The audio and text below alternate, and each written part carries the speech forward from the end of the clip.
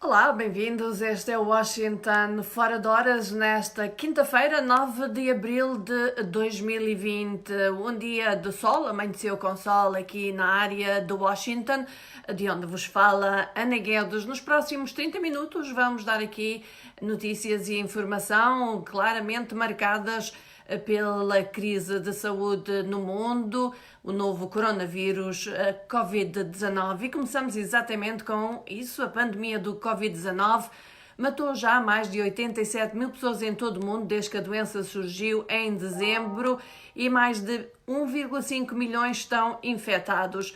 Os Estados Unidos registaram no início do dia de hoje, quinta-feira, acima dos 432 mil casos, há cerca de 15 mil mortos, sendo que é os Estados Unidos neste momento onde a pandemia está a progredir mais rapidamente. A Europa continua a ser o continente com mais casos, 772.500 e 61 mil mortos. A Espanha e a Itália estão à cabeça da lista dos países europeus com mais casos de infecção e mais mortes. Em África, há 48 países com testes à Covid e o continente compete com o mundo desenvolvido, afirma-se, no acesso a testes e material de proteção, e segundo revelou o diretor do Centro de Controle e Prevenção de Doenças da União Africana, o CDC africano, John Nkagasong, que falava durante o encontro que hoje manteve online com a comunicação social a partir de Addis Abeba, na Etiópia, sublinhou que graças à existência destes testes de diagnóstico em África é possível quantificar hoje o número de infectados no continente. Segundo ele afirmou, a África registra anualmente 11.400 casos em 52 países, com 572 mortos e 1.313 pessoas recuperadas. E deixou um recado. Ele diz: o inimigo é o vírus e um vírus perigoso. Não podemos politizar esta situação, pois tal seria devastador para nós. O inimigo é o vírus e não organizações como a Organização Mundial de Saúde ou a União Africana, advertiu ele. Os países africanos com mais infecções de Covid-19 são atualmente a África do Sul, tem 1.800, a Argélia tem 1.500, tal como o Egito com 1.500, Marrocos tem 1.200 e os Camarões 650. Nos países africanos lusófonos, todos registram casos de doença, com a Guiné-Bissau a ser o mais afetado, 33 pessoas com infecções pelo novo coronavírus. Angola soma 17 casos confirmados de Covid-19, contabilizando 2 mortes, mas dentro de poucas horas vai haver uma conferência de imprensa em que vão ser atualizados a situação do Covid-19 em Angola. Em Moçambique, registram-se 17 casos, declarados de infecção pelo novo coronavírus. Cabo Verde totaliza 7 casos de infecção desde o início da pandemia, entre os quais um morto. Quanto a São Tomé e Príncipe, este país africano detectou alguns casos de doença no seu território, 4 casos confirmados. Em Angola, entretanto, o presidente angolano deve anunciar ainda hoje a extensão do estado de emergência que atualmente deverá terminar no sábado. Portanto, espera-se um prolongamento do estado de emergência. E para tal, João Lourenço enviou um pedido à Assembleia Nacional de Angola que deve dar o seu aval a qualquer momento. Na carta lida no Parlamento, João Lourenço escreve, e citamos, considerando que a situação de iminente calamidade pública continua presente e que as medidas excepcionais de prevenção e controle da doença devem continuar a ser implementados, sirvam-me da presente para solicitar novamente os seus ofícios para efeitos de prorrogação da vigência do estado de emergência por mais 15 dias. Fim de citação. E para justificar este pedido de extensão por 15 dias do estado de emergência, João Lourenço lembra que infelizmente são confirmados casos positivos de contaminação da Covid-19 no nosso país praticamente todos os dias.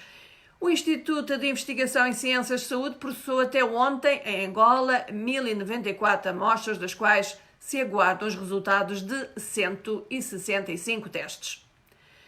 Em Moçambique, a Ministra do Trabalho e Segurança Social, Margarida Talapa, decretou tolerância de ponto para sexta-feira por ocasião da Páscoa, mas manteve a proibição dos cultos coletivos devido à pandemia da Covid-19. Em comunicado, Talapa adianta que a tolerância de ponto é dirigida aos trabalhadores e aos funcionários de todo o país que professam a religião cristã, excetuando os que laboram em setores considerados essenciais. Em cumprimento destas medidas de isolamento social em vigor em Moçambique, devido à pandemia, a tolerância de ponto impõe que os cultos religiosos por ocasião da Páscoa sejam individuais e realizados nos domicílios. Moçambique, como já dissemos, registra 17 casos de infecção pelo novo coronavírus. Entretanto, vamos aqui falar de uma controvérsia que se registrou nestes últimos dias envolvendo o presidente Donald Trump e a Organização Mundial de Saúde. E a propósito disso, o secretário-geral da ONU, António Guterres, diz que agora não é momento de avaliar a resposta global à pandemia do coronavírus e pediu que a comunidade internacional se concentre em trabalhar em prol da solidariedade para impedir a continuação da propagação do vírus. Diz ele: depois que finalmente virarmos a página sobre essa pandemia, deve haver um tempo para olhar completamente para trás, para entender como essa doença surgiu e se espalhou a sua devastação tão rapidamente por todo o mundo e como todos os envolvidos reagiram à crise, afirmou Guterres em comunicado, acrescentando: mas agora não é essa hora. De acordo com o presidente, como estamos a dizer, o presidente Donald Trump tinha criticado fortemente a Organização Mundial de Saúde e disse que ela emitira uma declaração a 14 de janeiro dizendo que não havia transmissão de homem para homem e que o tinha criticado a ele, Donald Trump, muito fortemente, quando ele disse que a administração ia suspender os voos da China. Tedros Ghebreyesus, que é o diretor-geral da OMS, manteve, diz ele, o mundo informado sobre os dados, informações e provas mais recentes. Portanto, isto é Tedros Ghebreyesus a responder a Donald Trump e observou que hoje, quinta-feira, faz exatamente 100 dias que a China notificou pela primeira vez a OMS de casos de pneumonia com causa desconhecida. Tedros, que é um ex-ministro das Relações Exteriores da Etiópia, rejeitou a sugestão de Trump de que a OMS, aliás, era centrada na China e disse: estamos perto de todas as nações, nós, OMS, somos daltónicos. O chefe da OMS fez ainda uma defesa estridente da manipulação da sua agência da pandemia do coronavírus na quarta-feira, porque Donald Trump tinha dito que estavam a ser manipulados. Donald Trump diz também que Washington pode rever o financiamento para a OMS. Ora, o diretor-geral da OMS pediu então unidade e disse que os dirigentes deixem de politizar ou de usar para fins políticos a crise global de saúde, pedindo especificamente à China e aos Estados Unidos que mostrem uma liderança honesta. Tedros disse ainda esperar que o financiamento dos Estados Unidos continue com o apoio bipartidário tradicional, mas Trump e o seu governo voltaram a repetir as críticas. Entretanto, o secretário de Estado norte-americano, Mike Pompeo, disse que Washington está mesmo a reavaliar o financiamento americano para o IMF, dizendo que as organizações internacionais que utilizam o dinheiro dos contribuintes americanos têm de cumprir os seus objetivos. De recordar que as contribuições americanas para a OMS em 2019 ultrapassaram os 400 milhões de dólares, quase o dobro do segundo país maior doador, isto segundo dados avançados pelos Estados Unidos. O site da OMS mostra que os Estados Unidos são os seus principais doadores, contribuindo com quase 15% do orçamento geral da Organização Mundial de Saúde. Entretanto, numa outra briga, esta com a China e os Estados Unidos, Mike Pompeo diz que não é a hora de vingança contra a China por causa do vírus, do novo coronavírus. O secretário de Estado americano disse que é muito cedo para falar sobre as consequências para a China, para o que as autoridades americanas acreditam ter sido a lenta reportagem por parte da China sobre a verdadeira extensão da crise do coronavírus naquele país. Recorda-se então que faz hoje 100 dias que a China reportou oficialmente a existência de um problema com um vírus de causa desconhecida. Ainda relativamente à questão do Covid-19, a região da África subsaariana verá o seu crescimento económico reverter e cair de menos 2,1% para os possíveis negativos 5,1% este ano e devido, claro, à crise do Covid-19. A região entrará assim na sua primeira recessão económica em 25 anos, em comparação com um crescimento de 2,4% no ano passado, isto de acordo com o Africa Pulse do Banco Mundial na sua atualização económica semestral para a região. A redução do crescimento económico custará à África subsaariana entre 37 bilhões de dólares e 79 bilhões de dólares em produção perdida este ano, devido ao declínio acentuado no crescimento da produção, com os principais parceiros comerciais, que são China e Europa, bem como uma queda acentuada nos preços das commodities, liderada pelo petróleo. Aliás, Angola está a sofrer já com isso. Muitos países também sofrerão redução na atividade turística e hoteleira, e muitos deles fazem grande parte dos seus rendimentos exatamente do turismo. A previsão negativa da taxa de crescimento económico parece ainda mais severa quando comparada com uma projeção do crescimento populacional da África subsaariana de 2,7%. A região, que deveria crescer cerca de 3,6% este ano, abrigou alguma das economias de crescimento mais rápido do mundo na última década, mas mesmo sem um grande surto, a África diz que nunca seria capaz de evitar um grave golpe económico causado pelas consequências da crise do Covid-19. Para bem ou para mal, o continente está atualmente integrado na economia global, tanto como fornecedor de matérias-primas quanto como importador de produtos acabados. As três maiores economias da África subsaariana, Angola, Nigéria e África do Sul, já estavam por si a lutar com o crescimento e investimento fracos, além da queda dos preços do petróleo e dos metais industriais. O crescimento deve cair até 7 pontos percentuais para os exportadores de petróleo, como Angola e a Nigéria, e 8 pontos percentuais para os exportadores de metais, isto segundo o Banco Mundial. Exportadores de metais, onde está também Angola. Agora, a Oxfam fala também de problemas que o Covid-19 vai criar em termos de pobreza e diz que a pandemia do novo coronavírus pode colocar mais de 500 milhões de pessoas em situação de pobreza, isto se não houverem medidas de apoio aos países mais pobres, mais desfavorecidos. No relatório da Oxfam, que se intitula O Preço da Dignidade, esta organização não governamental indica que entre 6% a 8% da população mundial pode cair no estado de pobreza devido à paragem das economias para controlar a propagação do vírus. Isto, diz Oxfam, pode significar à escala mundial um recuo de 10 anos na luta contra a pobreza e um recuo de 30 anos em certas regiões como a África subsaariana, Médio Oriente ou o Norte da África, com mais de metade da população mundial ameaçada de cair em situação de pobreza após a pandemia. O aviso da Oxfam foi divulgado para sair uns dias antes das reuniões previstas para este mês do Fundo Monetário Internacional e do Banco Mundial, bem como dos ministros das Finanças do G20, que vão ter lugar de forma virtual. Sem sistemas de proteção social, diz a Oxfam, os países mais pobres vão ser os mais afetados, tal como as populações com menos recursos, designadamente as mulheres.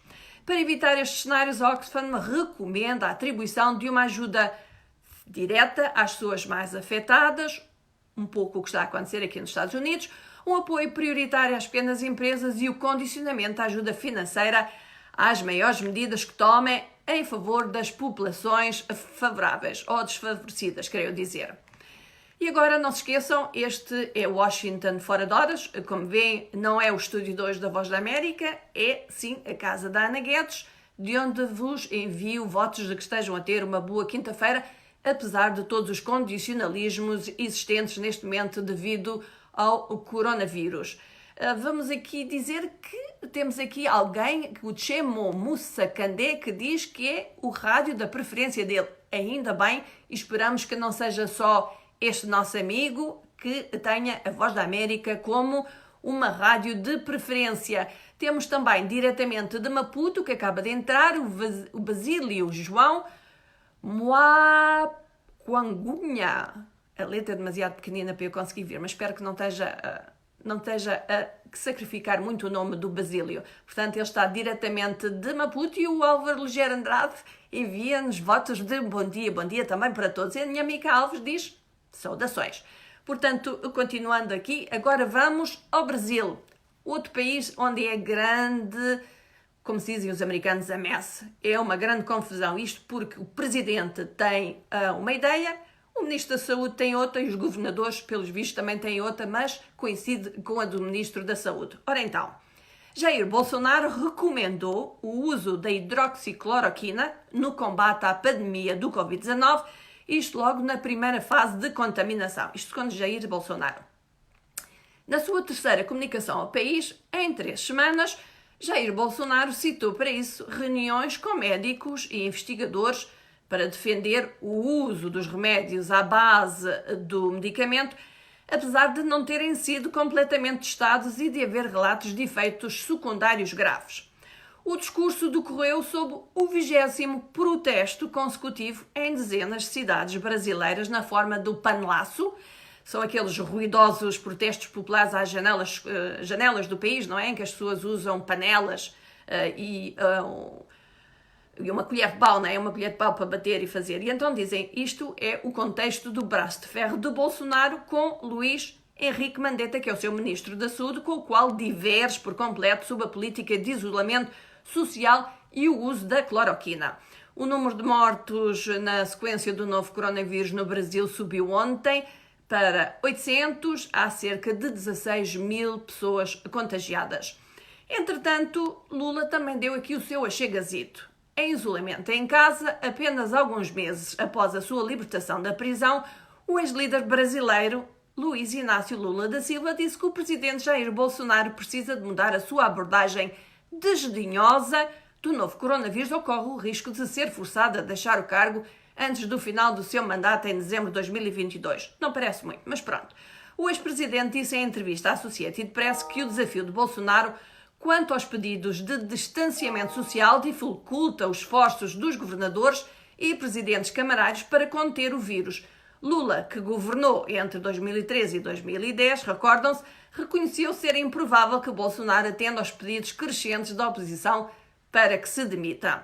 Algumas pessoas em várias regiões brasileiras que votaram massivamente em Bolsonaro nas eleições de 2018 afirmam-se agora desiludidas com ele por continuar a subestimar o surto. Cerca de 800 pessoas morreram, como já dissemos, da doença do Covid-19 no Brasil, que é agora o país da América Latina com mais casos confirmados, isto oficialmente. O Brasil espera ainda também que o pico, no caso do vírus, se dê no final de abril ou início de maio.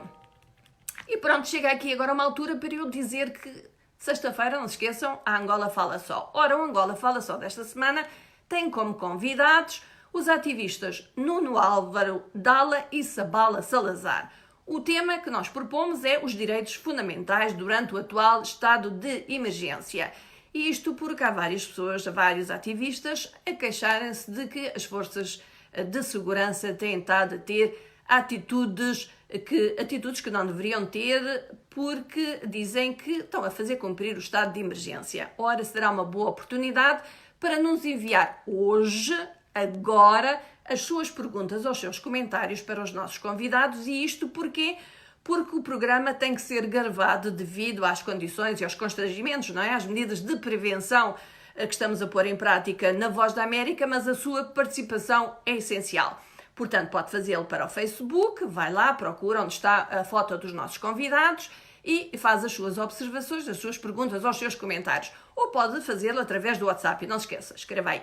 WhatsApp, o número é +1 908 652 4584. Portanto, não esqueça, Angola Fala Só vai ter como tema esta semana os direitos fundamentais em Angola durante o atual estado de emergência que deverá ser prorrogado por mais 15 dias. Mas vamos continuar com a África. Outras notícias que têm e não têm a ver com o Covid-19. Por exemplo, no Botsuana, e esta tem a ver, a partir de hoje no Botsuana, todo o gabinete e todo o Parlamento está em quarentena por receio de contrair o coronavírus. Isto depois de entrar em contacto com um profissional de saúde infectado. O presidente do Botsuana, Mokgweetsi Masisi, convocou assim uma sessão especial do Parlamento para deliberar sobre a extensão do estado de emergência e quer o estado de emergência por mais 6 meses. O trabalhador de saúde estava infectado, não é? Estava de plantão a testar os membros da Assembleia Nacional presentes na reunião. Foi azar. Na quarta-feira, um grupo de 15 médicos chineses, e a gente já falou disto, chegou à Nigéria para ajudar a combater a pandemia do coronavírus, isto apesar das fortes críticas dos profissionais de saúde nigerianos. A China, onde ocorreu o primeiro surto do Covid-19, enviou medicamentos e suprimentos para todo o mundo, num esforço para suavizar e melhorar a sua imagem. Mas a decisão de enviar ajuda para a Nigéria parece ter provocado uma reação irada da Associação Médica da Nigéria, que condenou o uso de médicos chineses e que considerou que era uma vergonha para os profissionais de saúde nigerianos que combatem a doença no país mais populoso de África, dizem eles, sob condições deploráveis. O país já recebeu suprimentos médicos, incluindo máscaras e kits de testes do homem mais rico da China, Jack Ma, mas essas entregas também foram recebidas com alguma suspeita. O Centro de Controlo de Doenças da Nigéria foi forçado mesmo a negar os rumores de que o equipamento da China estava contaminado com o novo coronavírus. Vamos agora falar dos Camarões. Isto porque os combatentes separatistas dos Camarões relançaram ataques depois que o governo anunciou um plano de reconstrução, alegando que a paz estava voltando para as regiões do noroeste do país e sudoeste deste estado da África Central, mas os combatentes dizem que os militares tiveram muitas baixas. No Malawi, voltamos ao Covid. No Malawi, os casos crescentes do coronavírus suscitaram opiniões contraditórias sobre se a Comissão Eleitoral do Malawi deve continuar com o registro de eleitores que foi iniciado na semana passada para votar nas eleições presidenciais previstas para 2 de julho.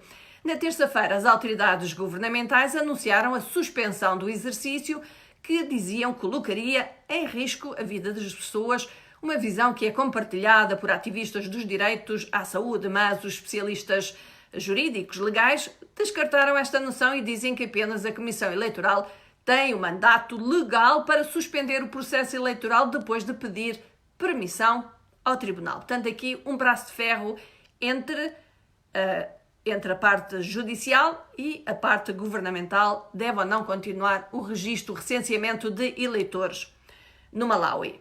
De novo, recordamos, sexta-feira é dia de Angola Fala Só. Nós vamos ter que fazer a gravação do programa antes da sexta-feira e para isso temos como 2 convidados os ativistas Nuno Álvaro Dalla e Sabala Salazar. Enviem-nos as vossas perguntas, os vossos comentários sobre o seguinte tema: os direitos fundamentais durante o atual estado de emergência em Angola. Não se esqueça, o nosso número do WhatsApp é +1 908 652 4584 ou pode-nos enviar via Facebook no post relativamente aos nossos convidados do Angola Fala Só. Apesar do programa ser gravado, devido às medidas de prevenção que estamos a pôr em prática na Voz da América, a participação dos nossos ouvintes e dos nossos internautas é essencial.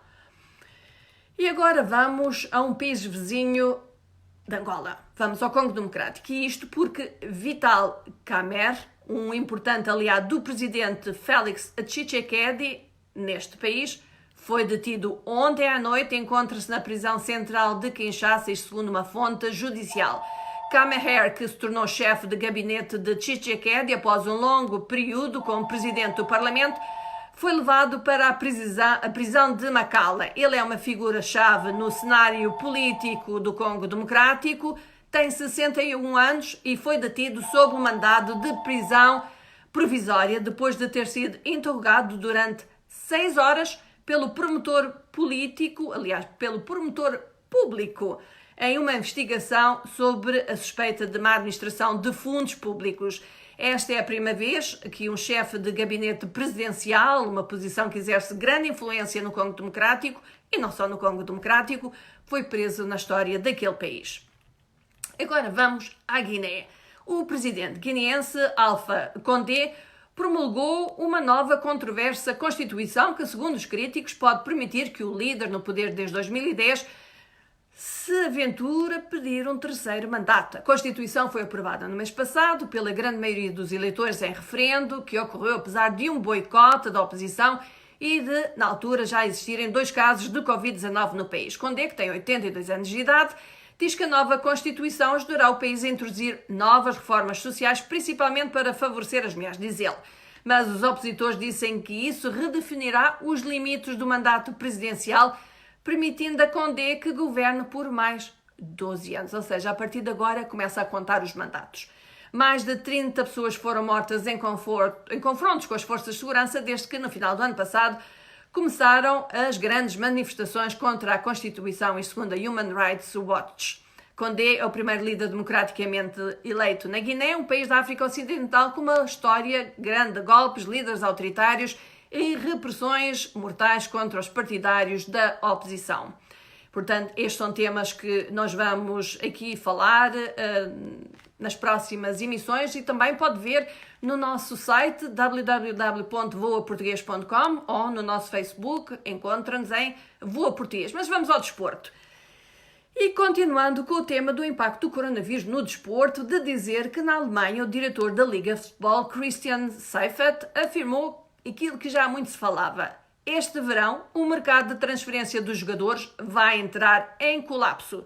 Seifert foi mesmo irónico, afirmando que este verão os agentes dos jogadores vão aprender uma coisa. Vão ter que trabalhar e os clubes vão ter que aprender que o dinheiro não cai do céu nem cresce nas árvores. O presidente do Bayern de Munique, Uli Hoeneß, foi até mais longe. Ele disse que as transferências de 100 milhões de dólares ou mais serão nos próximos anos uma coisa do passado. Por outro lado, o presidente da Federação Alemã de Futebol, Fritz Keller, avisou que o Covid-19 vai trazer uma onda de falências de clubes de futebol profissional, principalmente nos escalões mais baixos. Em França, entretanto, Neymar vai ver o seu salário reduzido em 50%, duro. O Sindicato de Jogadores acordou num plano de redução temporária de salários, ao abrigo do qual os jogadores que ganharem entre 10 e 20 mil euros por mês têm uma redução de 20%, aqueles que ganham entre 20 mil e 50 mil euros por mês, 30%, os que ganham entre 50 e 100 mil euros, uma redução de 40%. E os que estão acima dos 50 mil, acima disso, aliás, portanto, acima dos 100 mil euros por mês, que é o caso de Neymar, levam um corte de 50%. Pobrezito Neymar, né? Pobrezito e não pobrezito. Qual de nós é que faz esse montante por mês? Mas pronto, um acordo diz que aqueles que ganham menos de 10 mil euros por mês não vão ser afetados. Ora, ainda bem. Em França, entretanto, 2 canais de televisão informaram os clubes que não vão pagar os direitos de transmissão de jogos devidos por este mês. Prejuízo para os clubes. Em Espanha, entretanto, os jogadores do Real Madrid chegaram a acordo para uma redução salarial, 10% do salário anual, caso as competições desta época ainda regressem, e 20% se a época for definitivamente suspensa. Agora fica para saber se os rivais do Barcelona vão fazer alguma coisa também. Se vai haver reduções. Vamos ver. Em Inglaterra, José Mourinho pediu desculpa, cá está mais um problema para o Mourinho, por ter levado alguns jogadores para um treino de preparação física num parque nos arredores de Londres, violando as ordens do governo para isolamento e que levou alguns dos que por ali passavam a assobiarem Mourinho e os jogadores. Mourinho deveria ter estado com inveja dos clubes alemães, escreve o João Santa Rita, que ontem regressaram aos treinos, ainda que em pequenos grupos. E vamos aqui terminar com do desporto para o Vaticano, e isto porque o Papa Francisco criou uma nova comissão de especialistas para examinar se as mulheres podem ser diáconas, uma posição de ordenação na Igreja Católica atualmente reservada apenas a homens. A comissão de 10 membros, a segunda do Pontificado de Francisco, a estudar a questão, inclui números iguais de homens e mulheres, representando Estados Unidos e 6 países europeus. Os diáconos, recorda, são ministros ordenados que desempenham muitas das mesmas funções que os sacerdotes, presidem a casamentos, batismos e funerais e podem mesmo pregar. Não podem, contudo, celebrar a missa. Homens casados podem ser ordenados como diáconos, as mulheres não podem, embora os historiadores digam que as mulheres serviram como diáconos em tempos da Igreja Cristã primitiva. E antes mesmo de terminarmos, vamos aqui dar uma vista de olhos sobre o que é trending nesta quinta-feira, o dia em que o general Robert E. Lee se rendeu. Portanto, Robert E. Lee, comandante das Forças do Sul, aqui nos Estados Unidos, foi a 9 de abril de 1865. O general confederado Robert E. Lee rendia o seu exército de 28 mil elementos ao general da União Ulysses Grant, pondo assim fim, efetivamente, à Guerra Civil Americana, que durou 4 anos. Trending no Google, pode ver, o assunto mais pesquisado neste momento nos Estados Unidos é sobre a Quinta-feira Santa ou o dia do lava-pés. Os internautas americanos demonstraram a sua curiosidade sobre o dia, pelo que pode ver isso nas pesquisas. Hoje é dia também que, segundo a Bíblia cristã, Jesus Cristo lavou os pés aos seus apóstolos e realizou a última ceia antes de sexta-feira, dia em que foi crucificado. No Twitter, o tema do momento é o lançamento do novo álbum da cantora pop Selena Gomez, Rare Deluxe. Está a mexer com os fãs da Selena, que tornaram o hashtag Selena Boyfriend a hashtag mais popular de momento. No Facebook, vários perfis publicaram o mesmo artigo sobre como pintar o cabelo em casa. Um problema não só para mulheres, homens também. Mas não se trata de pintar com uma cor qualquer. Pelo barómetro da internet e dos facebookianos, o cinzento platinado é o novo loiro, é o novo chique. Portanto, se quiser mudar de visual, mesmo estando em casa, os fashion police estão atentos. A cor é, escreva, cinzento platinado. E pronto, o artigo no website da Voz da América, o trending é o artigo sobre a mulher angolana com Covid-19. A reportagem em vídeo sobre a falta de consenso no uso de medicamentos para a malária para tratar o Covid-19. O hashtag Angola Fala Só. Não esqueça, convidados desta semana são os ativistas Nuno Álvaro Dalla e Sabala Salazar. Tema: os direitos fundamentais durante o atual estado de emergência. E vale ainda a pena falar aqui alguns elementos gráficos que partilhamos no nosso Twitter, no Facebook e no Instagram sobre o impacto do Covid-19 em alguns setores da economia. E claro, temos ainda um gráfico novo sobre como usar uma máscara facial. Creio que neste momento é uma das coisas que muitas pessoas que estão em casa confinadas estão a fazer, é as máscaras faciais. Há quem apenas use um lenço de algodão que põe à volta da cara e, portanto, na cara, tapando o nariz e a boca, está atrás, quando não tem como fazer uma máscara. Portanto, esta é uma das grandes recomendações relativamente à saúde, é distanciamento social e, se tiver que sair, use uma máscara. E pronto, estamos quase a terminar este Washington Fora de Horas, mas vou dar aqui uns alôs a quem? O Gilvan Sônia Costa, que diz bom dia. Lilton Mabiala, boa tarde, a partir de Luanda, Angola. O Gilvan Sousa Caixa diz tudo bem por aí? Estamos tudo bem, está só lá fora, está bonito. E temos também Fidalgo Onuana, boa tarde, a partir de Domwe Leste, na fronteira de Malawi. Aliás, tivemos aqui uma notícia sobre Malawi. E pronto, amigos, nós vamos despedir-nos. Este foi o Washington Fora de Horas, nesta quinta-feira de sol aqui na região de Washington. Convosco, Estevana Guedes. Amanhã terão mais notícias no Washington Fora de Horas. Até lá, fiquem bem. Um abraço para todos.